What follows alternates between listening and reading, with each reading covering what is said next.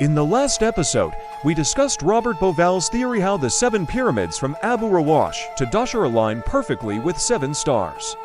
Bauval intended to stop there, but years later, with the advent of personal computers, everything changed. He bought APC and installed SkyGlobe, a program used by astronomers to track stellar positions across thousands of years. This software calculates the shifting positions of constellations due to the Earth's motion. You can see the sky as it looked thousands of years ago. Bauval looked at the sky during the era of the pyramid's construction. Roughly 2500 BC, he noticed something strange about the official timeline. Back in the 1960s, studies found that the 4 shafts in the Great Pyramid pointed toward specific celestial bodies like Orion's belt and Sirius. However, using more advanced software, Bauval made a startling discovery.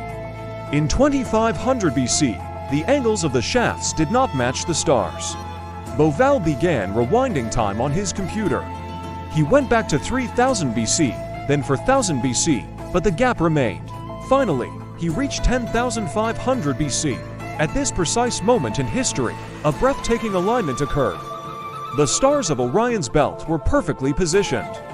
Furthermore, the Nile River was a perfect earthly reflection of the Milky Way galaxy in the sky. This is the only time this alignment works. This suggests the pyramids might be far older, built to mark a specific astronomical first time thousands of years before the dynastic period. How can we accept such a radical date? Bauval found the Turin Papyrus, which lists an age of the gods lasting thousands of years. The priest Manetho recorded that Egyptian history began 30,000 years ago, mentioning eras like the demigods and the followers of Horus. Greek historians like Herodotus also mention timelines stretching back thousands of years. There is a lost chapter of history yet to be acknowledged.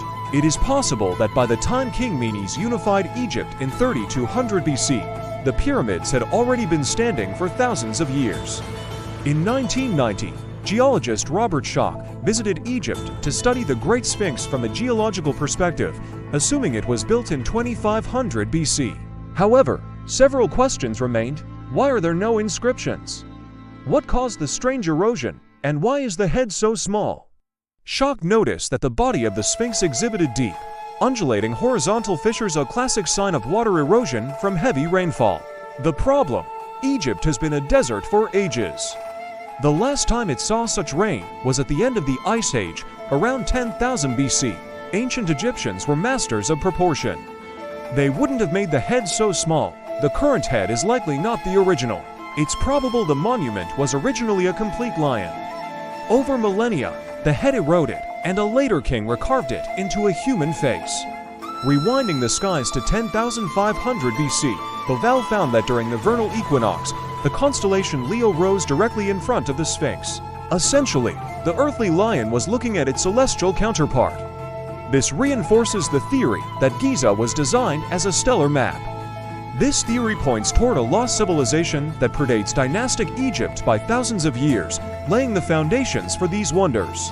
The 4th dynasty kings likely discovered these ancient monuments, restored them, and incorporated them into their own legacies. Science continues to uncover new secrets about the true depth of this civilization. The mystery of Giza remains one of history's greatest puzzles.